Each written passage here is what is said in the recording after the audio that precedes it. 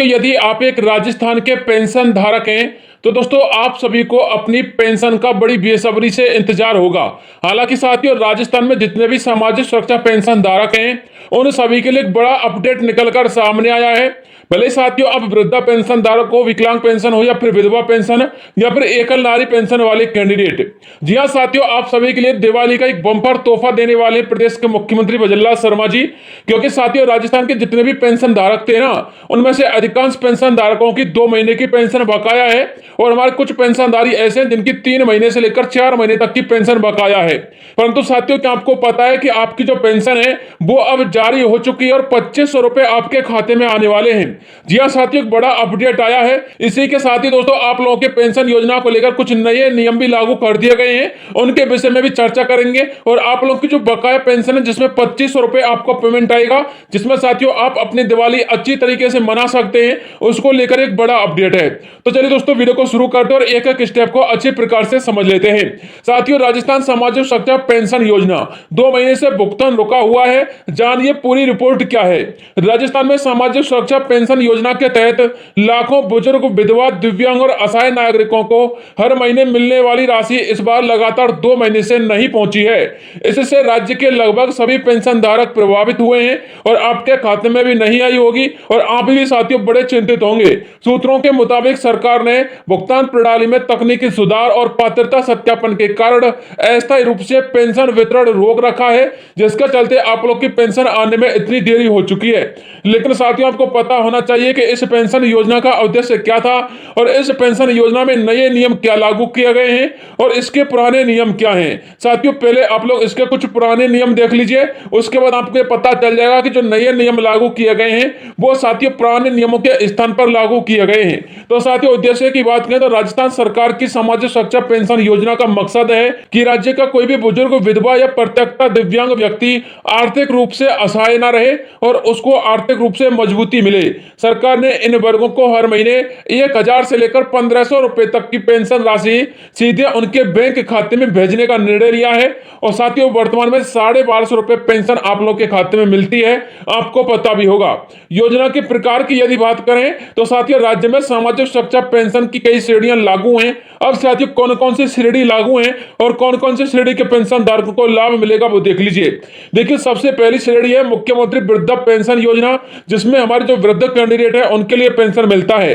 पुरुषों की न्यूनतम आयु 58 वर्ष रखी गई है और महिलाओं के लिए 55 वर्ष इनकी आयु रखी गई है। एकल नारी सम्मान पेंशन योजना विधवा, तलाकशुदा, प्रत्यक्षता महिलाओं को आर्थिक सहायता के लिए शुरू की गई है। विशेष योगदान सम्मान पेंशन योजना, साथियों इसमें यदि आप लोग 40% से अधिक दिव्यांग हैं तो आप लोगों के लिए इस पेंशन योजना का लाभ मिलेगा।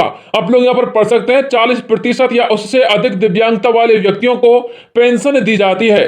किसान वृद्धा पेंशन योजना, छोटे और सीमांत किसानों को वृद्ध अवस्था में सहायता के रूप में पेंशन दी जाती है। इसके अलावा आप लोग और भी डिटेल पढ़ सकते हैं। आवेदन के लिए आवश्यक दस्तावेज कौन कौन से हैं।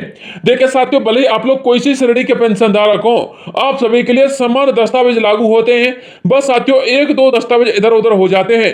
अब आप लोग कहेंगे सर ये बताइए कि पेंशन कब आएगी। तो साथियों मैं आपको बताऊंगा कि पेंशन कब आएगी, थोड़ा सा धैर्य बना के रखिएगा।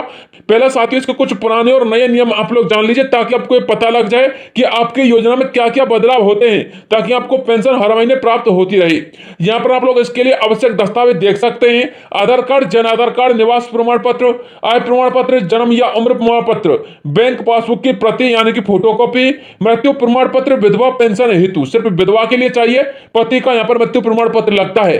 विकलांगता प्रमाण पत्र दिव्यांग पेंशन के लिए चाहिए और आवेदन आप लोग ऑनलाइन वेबसाइट के माध्यम से, ऑफिशियली पोर्टल के माध्यम से नजदीकी ई-मित्र के द्वारा करवा सकते हैं। तो साथियों ये तो आप लोगों के लिए आवश्यक दस्तावेज चाहिए। अब आप लोग नए नियम और कुछ महत्वपूर्ण बदलाव देख लीजिए। देखिए साथियों राज्य सरकार ने हाल ही के महीनों में कुछ नए नियमों में परिवर्तन किया है, जो कि साथियों सितंबर और अक्टूबर के महीने में किए गए परिवर्तन हैं। यहाँ पर आप लोग देख सकते हैं बिजली बिल सत्यापन अनिवार्य। जिन उपभोक्ताओं का वार्षिक बिजली का बिल 24,000 रुपए से अधिक पाया गया है उनकी पात्रता की पुनः जांच की जा रही है। केवाईसी प्रक्रिया की सख्ती की गई है। सभी लाभार्थियों को वार्षिक केवाईसी अपडेट करना अनिवार्य किया गया है। न्यूनतम पेंशन राशि 1,000 रुपए तय। वरिष्ठ नागरिकों के लिए, दिव्यांगों के लिए और 75 वर्ष से अधिक आयु वाले व्यक्तियों के लिए 1,500 रुपए तक की पेंशन दी जाएगी और कम से कम 1,000 रुपए आप लोग की आय तय की गई है। यानी कि किसी भी श्रेणी का पेंशन धारक को उसको कम से कम 1,000 रुपए तो मिलेंगे ही और वर्तमान में 1,250 रुपए दिया जा रहे हैं, वो भी आपको पता होगा। और साथियों, जिन पेंशन धारकों को 1,500 रुपए मिल रहे हैं उनका आप लोग यहाँ पर अपडेट देख चुके हैं।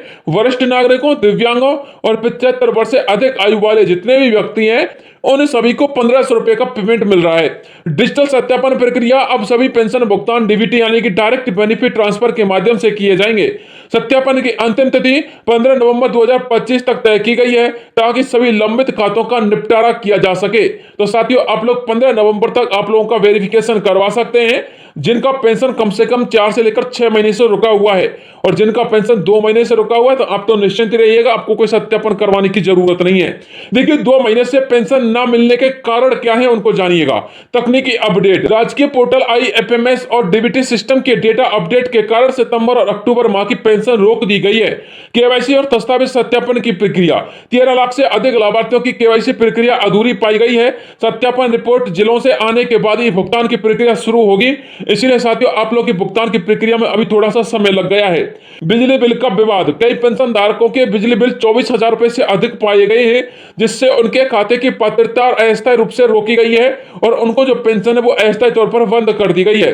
लेकिन साथियों, एक इसमें बड़ा इश्यू बजट पुनर्व्यवस्था का भी है। सामाजिक न्याय विभाग ने नई वित्तीय व्यवस्था के तहत अक्टूबर की पेंशन राशि को पुनः विनियोजित किया है। भुगतान के लिए वित्त विभाग से अनुमति की प्रक्रिया चल रही है। जैसे साथियों वित्त विभाग से अनुमति मिलेगी, आप लोग के खाते में तत्काल प्रभाव से पैसा ट्रांसफर हो जाएगा। बैंकिंग तकनीकी में गड़बड़ी। NPIC के माध्यम से ट्रांजैक्शन में मिसमैच के कारण कुछ डीबीटी फेलियर सामने आए हैं, इन्हें बैंक स्तर पर ठीक किया जा रहा है। इसके अलावा साथियों, अब हम बात करते हैं जयपुर से खास रिपोर्ट, जो कि साथियों आप लोगों के लिए महत्वपूर्ण अपडेट है। बकाया पेंशन राशि आने की तारीख। जी हां साथियों, मैंने आपको यह बता दिया कि क्यों आपकी पेंशन रोकी गई थी। मैंने आपको यह भी बता दिया कि नए नियम क्या लागू हुए हैं। अब साथियों, मैं आपको यह बता रहा हूं कि आपकी जो बकाया पेंशन है वो कब ट्रांसफर होगी। तो साथियों, जयपुर से खास रिपोर्ट है, इसको जानिएगा। राजस्थान सरकार के अनुसार पेंशन धारकों की पेंशन योजना के अंतर्गत पेंशन गिव अप अभियान संचालित किया हुआ है, जिसके तहत सभी अपात्र पेंशन धारकों को पेंशन स्वतः ही हटवाने के लिए निर्देशित किया गया है, जिसके चलते पेंशन वितरण करने में देरी होना स्वाभाविक है। मंत्री जी के नए बयान के अनुसार सामाजिक सुरक्षा पेंशन धारक अपनी पेंशन के देर सवेर के चलते आर्थिक समस्याओं से जूझ रहे होंगे, परंतु सरकार की मंशा पेंशन धारकों की समस्या को पैदा करना नहीं बल्कि उनकी समस्या को निस्तारण करना है। इसके चलते पेंशन योजना में पारदर्शिता लाई जा रही है और करीब 3.5 लाख पेंशन धारकों की पेंशन भी बंद की जा चुकी है। मीडिया रिपोर्ट्स के अनुसार वर्तमान राजस्थान सरकार पेंशन धारकों की बकाया पेंशन दिवाली से पहले ट्रांसफर करने की पूर्ण तैयारी में है, जिसके चलते प्रत्येक पेंशन धारक को दिवाली से पहले 2 महीने की बकाया पेंशन, जी हां साथियों, कम से कम 2 महीने की बकाया पेंशन 2,500 रुपए उनके खाते में ट्रांसफर कर दिवाली का उपहार दिया जाएगा। हालांकि सरकार ने पेंशन ट्रांसफर करने की तारीख निर्धारित नहीं की है, परंतु पेंशन नियमों के अनुसार महीने के पहले और अंतिम सप्ताह में पेंशन ट्रांसफर करना तय किया गया है। इस बात को भी आपको ध्यान में रखना कि आप लोग की जो पेंशन है साथियों, दिवाली से पहले पहले आप लोग के खाते में ट्रांसफर होने की पूरी संभावना है। और साथियों, वैसे भी नियम है कि महीने के अंतिम सप्ताह में या फिर पहले सप्ताह में पेंशन आनी चाहिए।